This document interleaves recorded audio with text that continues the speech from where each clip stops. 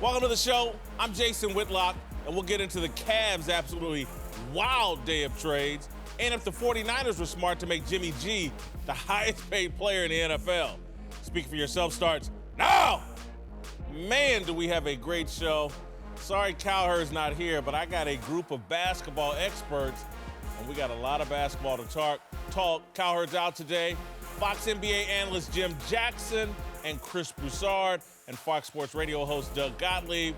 All right, let's start in the NBA, where today has been absolutely crazy. The Cavs decided to blow up their entire roster before today's trade deadline with a series of moves to send Isaiah Thomas, Dwayne Wade, and several others to a bunch of different teams around the league. In addition to IT and Wade, the Cavs got rid of Jay Crowder, Derrick Rose, Iman Shumpert, Channing Frye, their first-round pick. Jim Brown got moved to the Colts. They added Jordan Clarkson, Larry Nance Jr., Rodney Hood, and George Hill, which begs the question, did they get better today? And let me just say this before these experts get in here. I think they got younger. I think they got more athletic. But I think they got better defensively. I think they got a little bit better. they got better. And I look at this as being this, is that, as we know, organizations rarely say we made a mistake. This is Cleveland saying we made a mistake with that Isaiah Thomas trade. They rectified the situation by going in and basically cleaning house, understanding that the mix didn't work. And rarely will you see an organization do that. To me, they got younger, they got quicker. I think they had more enthusiasm. Will that put them over the top against Golden State? Not in my opinion. But will it make it so now they get out of the East, which was a question? Yeah, with this crew they got right here. And the locker room, more importantly, the locker room dynamics are better. Boom, that's what changed today. They saved their locker room. Everybody thinks that you take a former MVP in Derrick Rose, you take a finals MVP in Dwayne Wade, and an MVP candidate in Isaiah Thomas, and we'll just figure it out. It's basketball, right? And Dwayne Wade, at this point in his career, he'll be able to accept fewer minutes. Derrick Rose, $2 million, he's just happy to be there. That's great until you get in the middle of the season and guys are used to playing 35 minutes and guys are used to being alphas, and there's just too many alphas in there. So by my estimation, look, there's some hits there, there's some misses, there's some misperception of who they got and what they got, but they saved their locker room. And they probably energized LeBron James because he always likes new. He likes these new teams, and this is like going to work for a new team. Like Jim said, if the goal is to beat Golden State, and ultimately that is the goal, you're not beating Golden State with this team. But I feel like over the last few months, the goal is just get out of the East. We know we can't beat Golden State. Just win the East, and I think they're going to do that. They definitely got better defensively with the athleticism and the energy they have. They'll be better. Rodney Hood, I assume he's going to start at the 2. I think he should instead of JR. If you look at J.R. Smith, he's had 10 double-figure scoring nights this season. They're 8-2 in those games. If they get anything from that 2-guard spot, and Rodney Hood can get them 17, 18 a night, to your point, I guess what that grunt was about, maybe JR might not be happy about that, but at this point, you had to do it, and I think now the second unit is Jordan Clarkson. Shocked to hear all of y'all say that they get out of the East because, again, I didn't say that. Well, these two seem to think they get out of the East. Is so bad. But again, they got a short period of time to gel. And it's not like they're dominating the East right now. Like, I understand. I understand we're acting like, but we're taking the East previously, right? Like, Washington's actually playing better without John Wall. He comes back. That's 5 games. I understand. This was not a team. This was a collection of individuals. They got humiliated by Houston at home. I can't remember a team quitting like we saw them quit against Houston. They got humiliated. Then you're up 21 and lose by 18 Orlando. They had so many problems. Forget about the East. They just had to stabilize things, right? They just had to plug all the leaks, and now we can figure out. But I'm not willing to absolutely commit to them winning the East because, like Jason said, you're not going to get Kevin Love back until maybe the last couple weeks of the season. Like, there's no training camp. LeBron barely practices because of his age and because of how much he plays. How are you going to make it a team? But here's my thing. I look at it a little bit differently because you don't have a ball-centric person that's coming in that actually needs it in his hand. So I think dynamically from an offensive perspective, you're able to institute certain plays, not a lot, that can get the continuity a lot sooner. It's not going to happen overnight, but this is not like bringing another Isaiah Thomas in where you have to isolate and get him involved. So it's a little bit different dynamic. And to me, in the East still, I think Milwaukee would be interesting to see what happens long term. I think they're getting better defensively. Washington is still up in the air. But the key you're talking about is either Toronto or Boston. Those are the two teams that you're really talking about. Okay, but it's easier to fit in role players than a Exactly. star. You don't have one. You had Wade, Rose, and Isaiah, who all are used to being ball dominant. George Hill's going to play good defense, shoot the three. He's not going to get in LeBron's way offensively. Hood, we know what he is. You know, Nance will come off the bench and bring I'm energy. trying to think through, though, your deal. If Rodney Hood plays who's the other? The two. Who's the other guard? George Hill. George Hill. I think that, in my opinion, the starting back George Hill. should be Hill, Hill right? and Hood. and then probably Jeff Green right now. Well, right now maybe. I think when Love gets back, it's Tristan, Love, LeBron, Hill, and Hood. Like, look, it's a pretty good team, but here's one thing we're missing on. Who's going to go get him a bucket? Well, outside of LeBron James. That's why I say they can't beat. I always look at it in a 7-game series. That's how I look at it. They can't beat Golden State in 7 games because you don't have that Kyrie factor. You don't have that other guy that's out there that can go get it besides LeBron James. So to kind of jump on to Jason's point, which I agree with, why are we making the assumption they're going to get out of the East win? Because the East is much different than the West. I'm not disputing I would it's not argue much that different. they might be the 6th best team in the West, I'm not even when disputing- they're playing well. I'm not disputing But in that. the East, they my can point win. is, like, Jason, like, they're not going to be a cohesive team because lack of practice time, lack of playing together, and don't have Kevin Love till late in the year. And then even when they are together, you got one dude in LeBron who can go get you a bucket. And That's Jason a heck and I, of a dude. And he is a heck of a dude. But Jason and I were pointing out last night that what could have been the game-winning shot in regulation, like he settles for a jump shot. He didn't settle for much else. But if you look at Look, he was great. We got to move.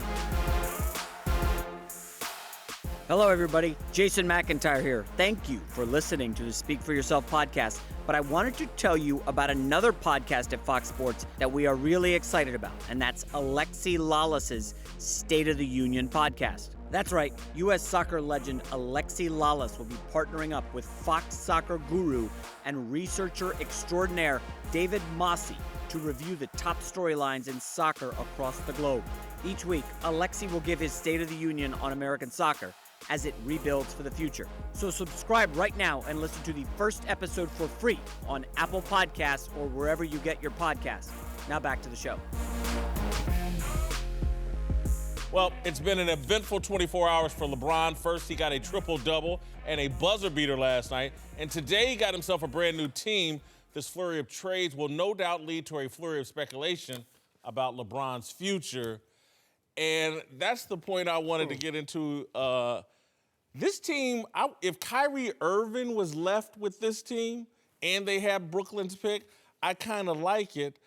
For LeBron James, I do think, I will say this, I thought there was a 0% chance LeBron stayed previously. Now I think there's a 10% chance.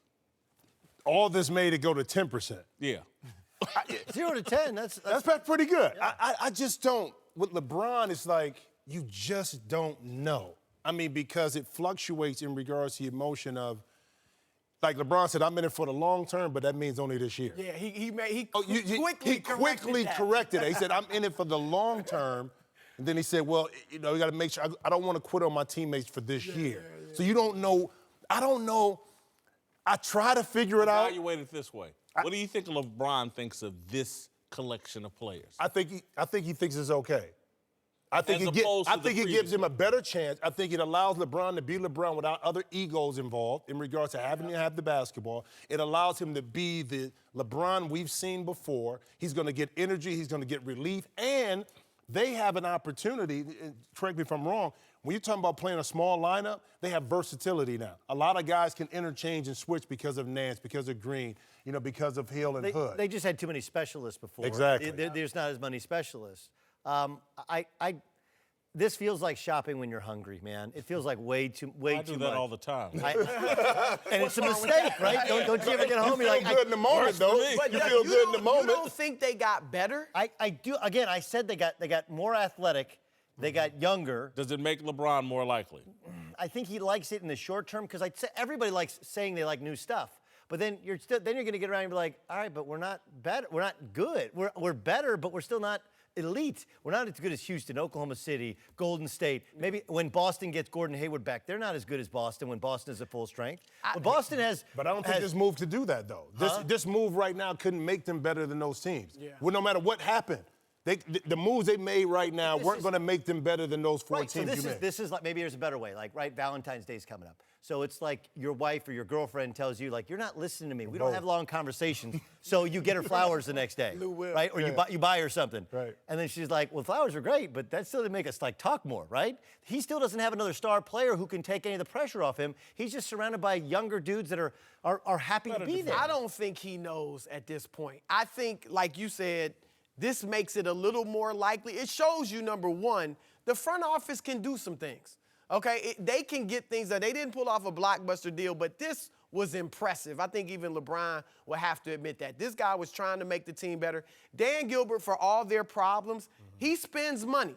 So that's what you want in an owner, a guy that spends money. I think it comes down to two other things for LeBron. One, do you feel it's better to dominate the East and probably keep getting beat in the finals, or go West and maybe not even make the finals, but at least you don't keep adding losses to the finals? That's a factor for LeBron. And then where else does he go? Like, if Paul George stays in OKC and DeMarcus Cousins obviously is hurt, I don't think the Lakers offering him the max, who's going to LA with him? And then, Houston, okay. San Antonio, Philly, I mean, Embiid, can you count on his help? Like, But that's back to the East. Yeah, that's exactly. back to the East. If he said, go ahead. Well, I want to ask you all this.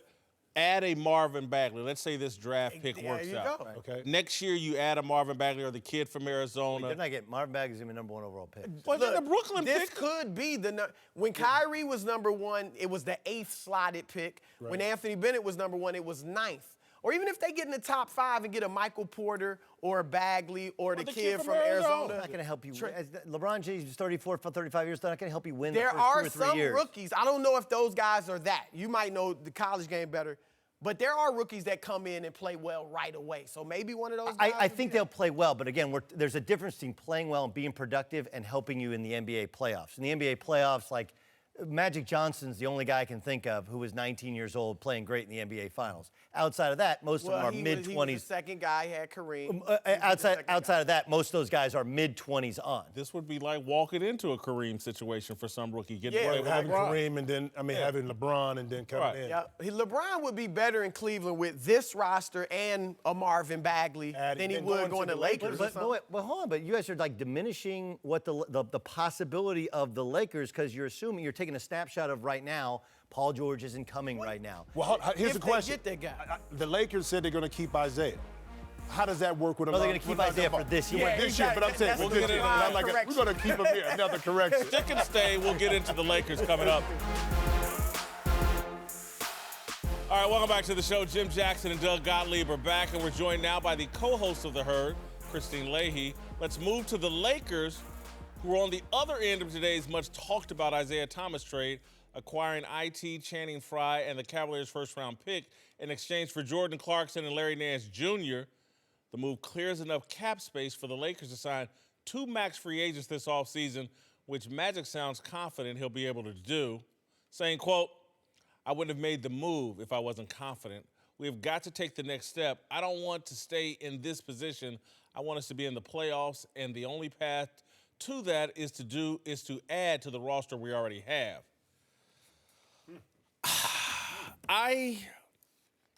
I'm not as confident because, one, Paul George seems to be in love with Russell Westbrook. And so now the big free agent out there, the only one, is LeBron James. And I'm not sure if LeBron James is going to look at the Lakers situation as ideal for him. And so they're going to have max money, but who they going to spend it on? Good question. DeMarcus Cousins, maybe, depending on what happens with the injury. But come on. You can't even play him for a year. They've paid people coming off injuries before. It's not the first time that happens. But also you got to look forward to 2019, to the free agent class then as well. So I think it's a long-term play. They got rid of some money, got rid of Clarkston. Yes. They opened up opportunities. Now, if they get a big-time free agent, again, it's not a lot in this class. You're talking about it next year that they can go after.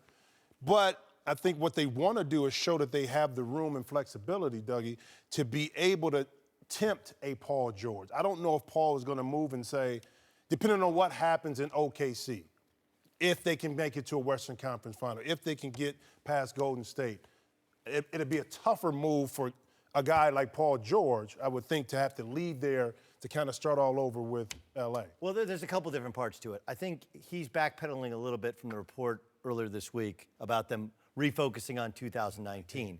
And really what that's about is, Magic couldn't keep his mouth shut, and they haven't been able to control what comes out and what doesn't come out. And so not only have they gotten fined, but they also diminished the trade value of Clarkson, Nance, and Julius Randle, who they were unable to move today, right? The whole league knows you're trying to clear cap space. Now nobody's going to help you. They're going to try and get a better deal.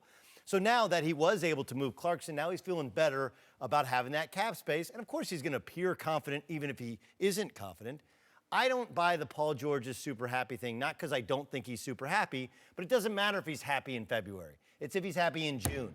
Kevin Durant walked off the floor after losing and said, I'm coming back. Of course I expect to come back. He told he told Russell Westbrook he planned on coming back. And then he changed his mind.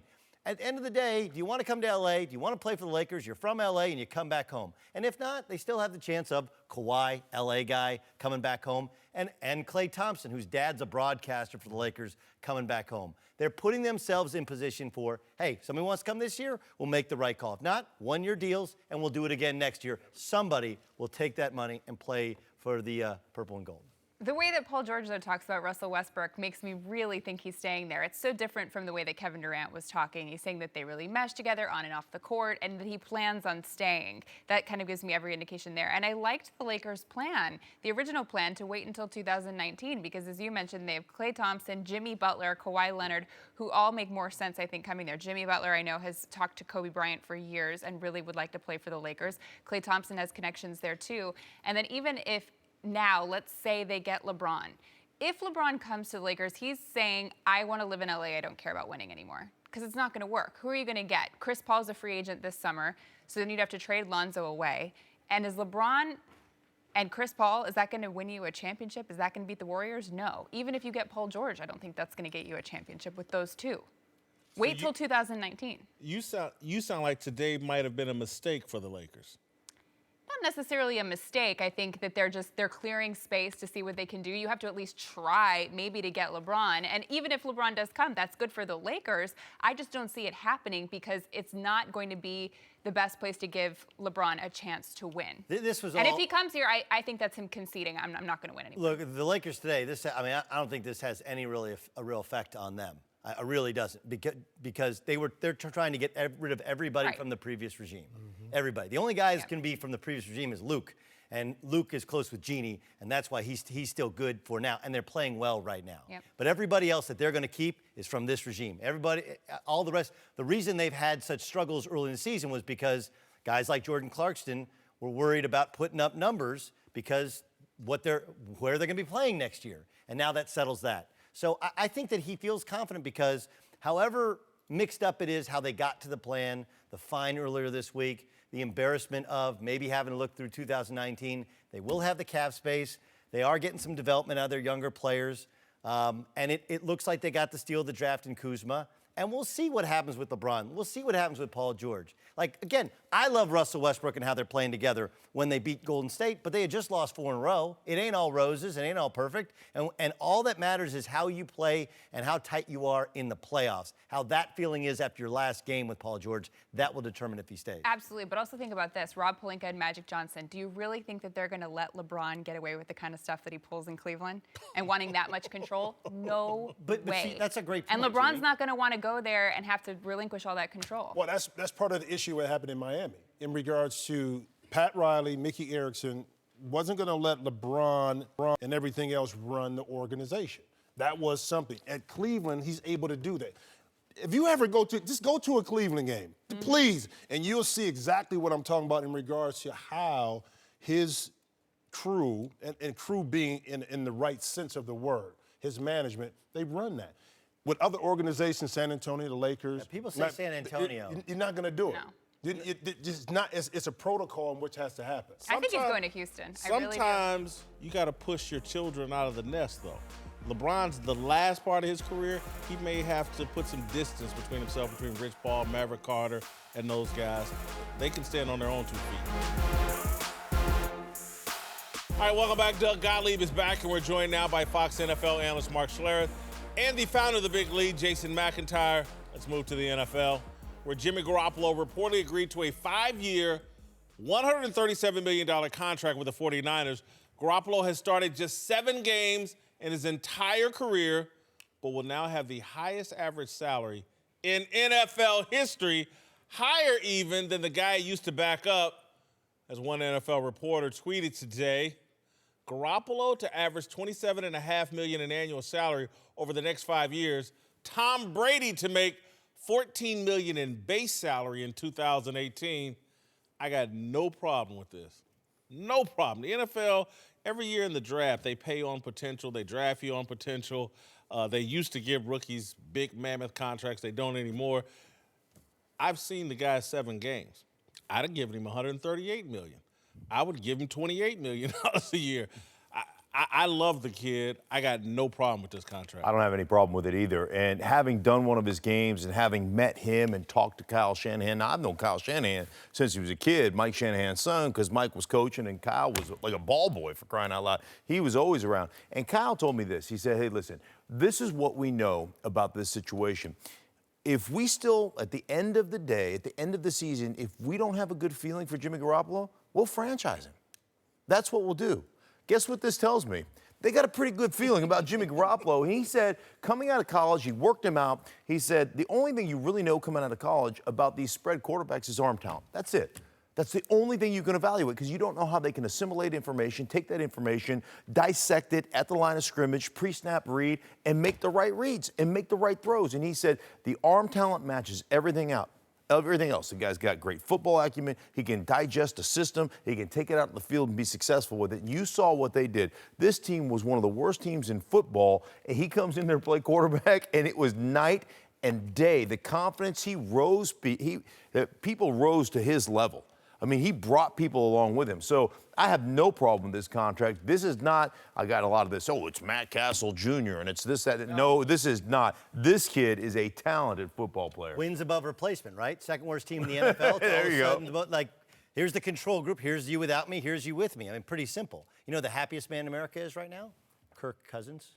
Sure. Because Kirk Cousins is a free agent, and all these teams still need a quarterback, and maybe he doesn't get that money, but that's the market. Right? That's the market now. $27.5 million, 5 years guaranteed. I'm Kirk Cousins. No, he's not getting that, but it doesn't matter. If you go from the I think he'll get more than that. I mean, look, Alex Smith gets $17.5 million. Okay, so somewhere between $17.5 and $27.5 million.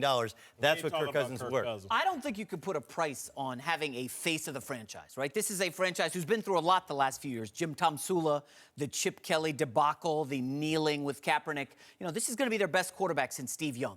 He was playing last year. As you said, the roster was weak. These guys couldn't run a route to my mailbox, okay? You can't even name their running backs, their receivers, bunch of young guys, and Garoppolo was lights out.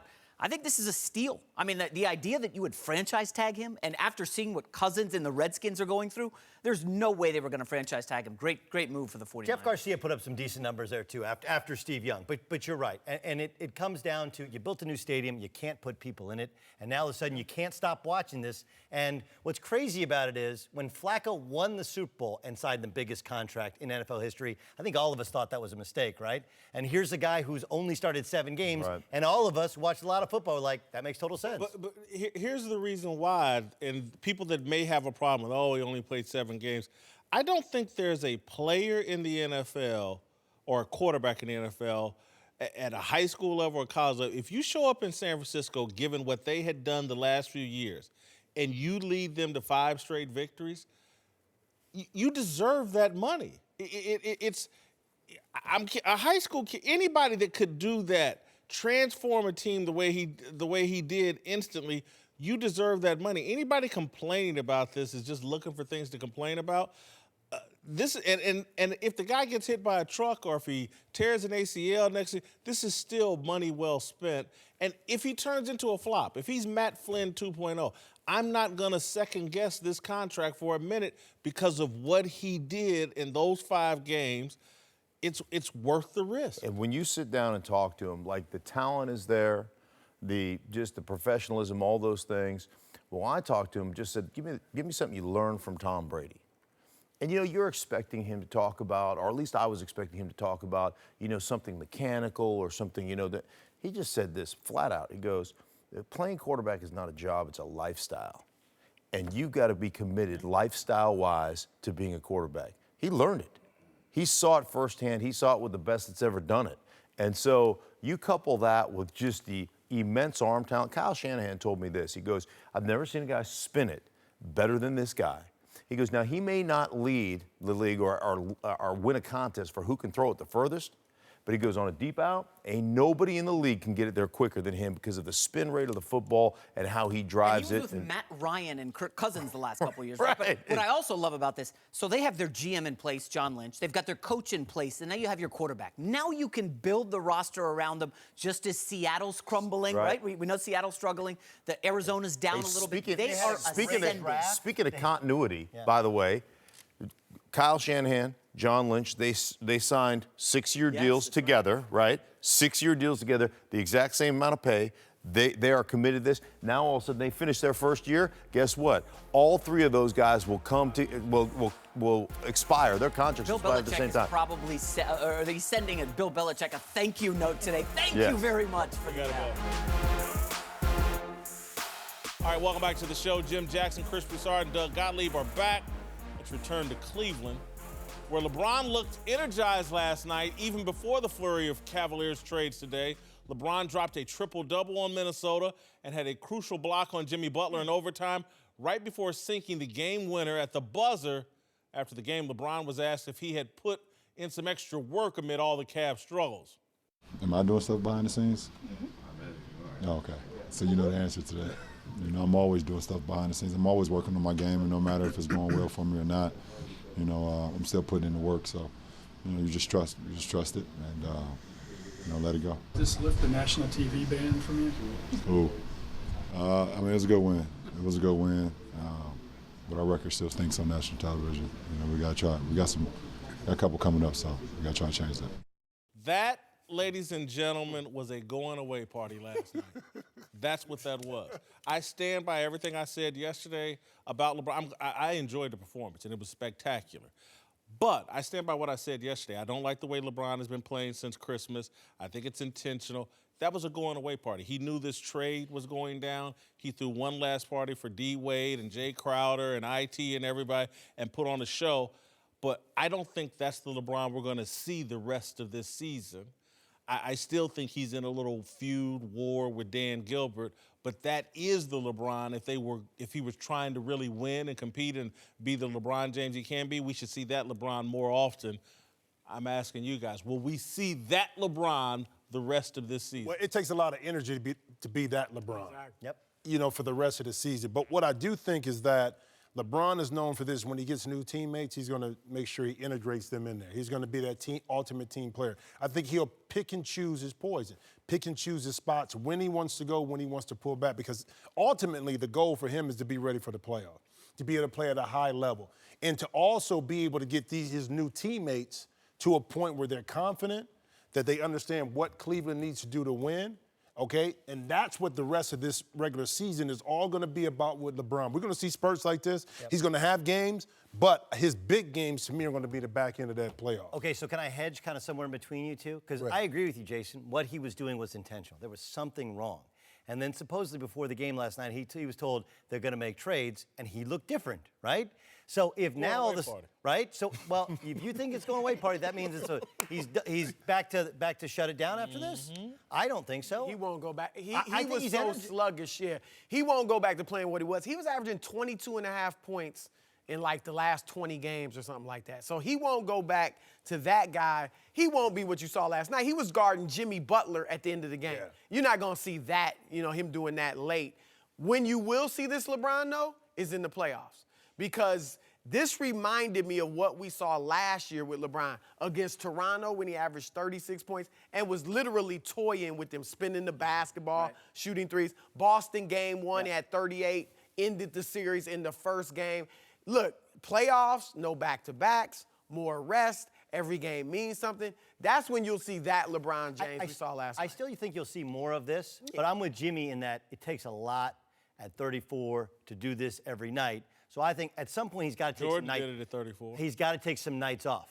Jordan at some did point, it at 34. But Jordan, He wasn't in his 15th year either. Yeah, but Jordan did it was differently, 34. though. How Jordan played was a lot different because he didn't handle the ball all the time like LeBron does. He didn't set everybody up. So Jordan could pick and choose his spots. But what I saw, and I'm looking at it from a management perspective, I'm looking at LeBron, his body language was just different. Right. His energy was different. He cared. Well, no, he Jason, did. Why would we go back to not caring? Because again, that was I'm telling you, that was about D-Wade. We going out on a high note, baby. That was a D-Wade going didn't away. even play. I know he did, but it's still. One thing I've been told is this: that LeBron feeds off the energy of teammates. Right. Like he has to believe in his teammates. And he was sulking. He was dispirited with the team. You could see his body language. He didn't even have a lot of communication on the court with his teammates. And Jason, I think that he was trying to send a message, but the message wasn't he's trying to destroy Cleveland. It was trying to, hey, we got some problems in this locker room. Fix it. And when they fixed it today, I think you'll see peak LeBron more often in the second half of the season. Let me give you guys a little reminder of history. This is not the first time the Cavaliers, and Broussard remembers this, 2008, they traded 6 guys at the trading deadline for 4 players. And you know what? They exited in the second round of the playoffs that year. This ain't the first time LeBron's team has needed a drastic overhaul right before the trading deadline. It didn't work then, and that's 2008 LeBron. That's some good wine. Yeah, but look at that roster, though. Yeah, look at that Well, roster. remember they brought in Shaq, Antoine James, Yeah, not in Antoine- 2000. And the East was a lot tougher. back You had then. Orlando with Dwight Howard. You had the big 3 in Boston. The East was a lot tougher back then. History, revisionist, you forgot about that. Yeah, you left that You out. left that part out. You left that part out. Look, I'm going back to what I said yesterday. The one thing you're guaranteed with LeBron is a headache. You're guaranteed. He's high maintenance. Well, no, he's high maintenance. The emotional part of it, you are guaranteed. high maintenance is the best way to But put you it. got to deal with that with any kind of but most of the superstars. I'm gonna say most. I'm not gonna say all. Jordan was because at war with Tim his front Duncan office. and those guys in San Antonio totally different. Well, name me the other all-time great superstar that's twice had his teams jettison 6 players at the trade deadline. This is like the fourth. But you don't think they should have done what they did last night? Look, Or that's just not a today, I knock guess? on. That's not a knock on LeBron. That's a fact on LeBron. That this is the second time 6 players have been the Cavs traded away Andrew Wiggins, gave up 2 first-round picks for Timofey Mozgov, just gave up another first-round pick. Man, there's a lot of action, a lot of change around When have we LeBron ever seen a James. player in any sport have this much control over an organization? We haven't. Now, when Magic came in, he got rid of Westfall. I mean, you know what I mean? And So it's basketball, okay? And all these guys grew up in the AAU era, okay, where dudes switch teams a lot more now, and moving guys in and moving guys out is not as problematic as it was 5, 10, 15 years ago. Not just superstars, but also ancillary pieces. So I would tell you that part of it, you have to take the context of all these guys grew up in this AAU era where... Why do they play the game, Doug? Huh? Why do they play the game? To win? And has the man won as many games as he should have, as many championships as he should have, as some of the more stable guys that are able to sit in one spot and not have all this chaos? the league is not stable anymore. The league is not stable anymore. But that's also a different discussion. It's a different league now. It's a different league now than it was then. I do think, look, if he had played for a Popovich or a Phil Jackson or a Pat Riley, those guys though. I think they would have had the credibility. What do you mean to you can't get play him. for him now or when he was 19 and first That's got what I'm molded? When he's 19. Even Okay, but that's what I'm saying. Molded, now, he could. Yeah, But now- exactly. but now he he would have can't. won more People who titles say- with a guy like that. People who say he'll go to San Antonio, like, no, he won't. 'cause I don't think he will because they say check. How you much gotta power check does your he ego at want? the door, right? Check yourself. I just don't even Look see him away. going to the city. With Isaiah Thomas and Jay Crowder both shipped out of town today, all Cleveland has left from sending Kyrie Irving to the Celtics last summer is Brooklyn's first-round pick. Obviously, Kyrie is thriving in Boston while the Cavs have been in disarray since he and LeBron broke up. All right, I got 2 takeaways here. Clearly, Kyrie Irving won the breakup. I think we all can agree on that. But I think there may be a bigger takeaway that Broussard turned me on to in the commercial break is like, more than Kyrie winning the trade, Isaiah Thomas is the biggest loser perhaps in NBA history. this trade has destroyed him. What's the bigger takeaway? Kyrie winning the trade or Isaiah Thomas never getting anywhere close to a max contract? Yeah, I mean, I feel terrible for him because he's making $6.5 million a year after being 5th in the MVP vote. And you look at some guys, Allen Crabbe, Evan Turner, Chandler Parsons. We could go down the line, guys who've gotten, 18+ million a year. I wouldn't be surprised if this summer he gets, because the market's not going to be what it was. I got to be honest, I hope this isn't the case. I could see him getting a mid-level exception for multiple years. Well, you think about it, too. In Boston, you figure if you're Isaiah, you led the team, you got the #1 seed, your agent is saying next year is your big year, okay? You're going to get the max deal. Injury happens, out. Okay, I'm going to Cleveland. LeBron leaves, he comes, he says, I'm going to get the max deal. I get traded. I mean, you feel bad for the young man because of the situation, but I'm going to go back and I said this. Danny Ainge knew something. Yep. Danny Ainge knew, 1, the injury, how bad he was injured. 2, that he really couldn't lead Boston to where ultimately he thought they needed to be. So from a general manager perspective, shrewdness, he did the right thing. But you do feel for Isaiah what other dudes getting paid. Because he's 29. Where he didn't get a chance to get his. We are missing the Kyrie part of this, right? I mean, people crushed Kyrie Irving. I mean, Kyrie laughing right now. How could you? But you said, what's bigger? Okay? How could you leave LeBron James and 7 straight? It's a guarantee you're going to the finals again. How could you do that? Colin. We crushed him, okay? And I'm sitting there going like, man, Kyrie Irving's pretty good now. And now he's got his own team in the Celtics that if this thing continues to blow up, they might get to the finals this year without Gordon Hayward. And you got Danny Ainge who, if I'm a GM, I got his cell phone number blocked. Don't call me, because every trade he ends up winning. You got Jason Tatum, you got Jaylen Brown. Mm-hmm. He's sitting there laughing. Look, Isaiah Thomas's reputation and really his value was already established in this trade. We should have known better. It was a 3-for-1, right? So in order to get this trade made, they had to include Jay Crowder, a starter. They had to include that Brooklyn pick. Otherwise, it wouldn't have gotten it done. So I think even the Cavs knew what Isaiah Thomas's value is. Kyrie is the one that is more, his win is more pronounced than the loss of IT. Well, here's the thing. It's all about expectations. Kyrie has ended up in a great situation. No ifs, ands, or buts about it. But what are the expectations? Kyrie can have a great year, not get to the finals, and nope, it's a great year for Kyrie. Sounds like LeBron has to get to the finals. But that's the thing. Is Kyrie Irving any closer to a championship now than he was with LeBron? I say if he had stayed in Cleveland, he's closer to a championship or getting to the finals. He still would be a perennial all-star. The only thing he gained, and again, he ended up well, but the only thing he got here that he didn't have there is he may be in the MVP conversation. That's it. He's going to be a perennial. Hold on. He got a better coach out of this. Well, a better coach, but again, correct. That's always been my argument. Like, if he can get Isaiah Thomas to average 29 points, what can he do? What can Brad Stevens do? Kyrie's not putting up the same numbers Isaiah I understand, and it hasn't actually. They're 17 and 12 here over the last 29. That's what I'm saying. But people aren't paying attention to it because it's not the drama of LeBron. But remember, you're taking it into the context that Gordon Hayward's hurt.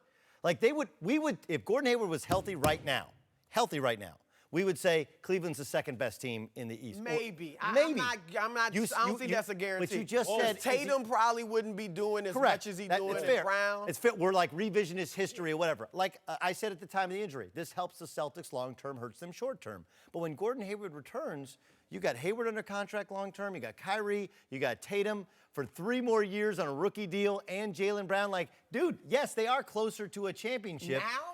Than if he had stayed in Cleveland playing with LeBron? Again, it's an impossible comparison because Gordon Hayward's hurt. Just blew the whole thing up. But LeBron and Kyrie. They just said we lost the trade. LeBron and Kyrie. Well, they did lose the trade.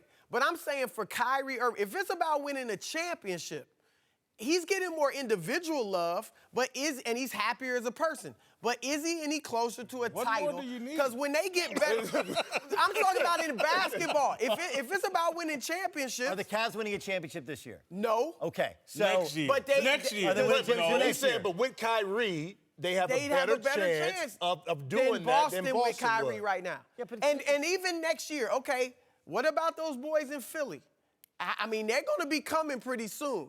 Toronto is arguably just as good as Boston, if not better. I mean, it's not like Boston's going to run through the East even if LeBron leaves. They have Gordon Hayward, Jason Tatum. Gordon next Hayward's year. a one-time All-Star. But again, if he's their second or third best player, do you believe in Jason Tatum? Yeah. You believe in Jaylen Brown? I think they're going to put together a package. They got to move and go get Anthony Davis. They're going to have to move Davis. one of them. They're going to have to Right. Why? Because why? Hold on, Doug. Here's the reason why. It's almost like bringing Andrew Wiggins into Cleveland. It's going to stymie his growth. Yep. It's going to stymie because LeBron is so ball dominant, Kyrie was so ball dominant that he wasn't going to be able to grow. So if you got Jason Tatum, you got Gordon Hayward, you got Jaylen Brown, somebody in there is not going to work. Yep. I mean, long term. Short term, you can get away with it. But if you ultimately want to see Jason Tatum be the player he wants to be, he got to play 35, At the end of the day, though, minutes. because I don't want to go too far, but at the end of the day, Kyrie Irving's got to be rather pleased with himself. He's sitting back here like this. He avoided a disaster. I told you. I told you. He's so good that people are like, maybe the earth is flat.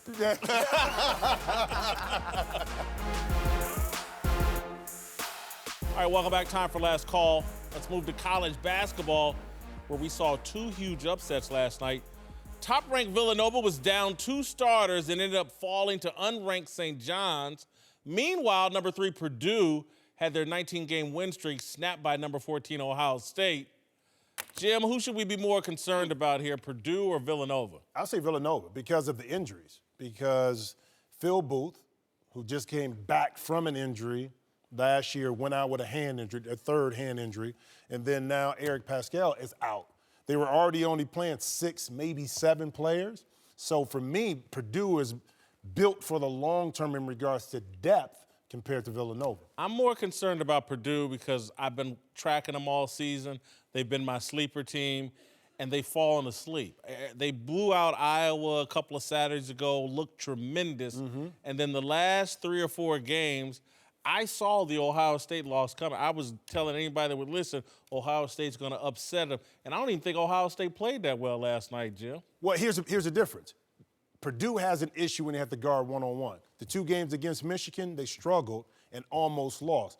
Ohio State puts them in positions on the perimeter where they got to guard, and they're not the quickest, most athletic on the perimeter, so they do have their challenges. But if you think about a 1-game series in a regional situation, Purdue can beat certain teams. But now, if they get matched up with a smaller, quicker team, that's where I have an issue. You and I were texting back and forth when they played Indiana, and I made the point to you then, I think any well-coached team that's willing to move the ball, Purdue, I love Haas, right, but he doesn't move that well.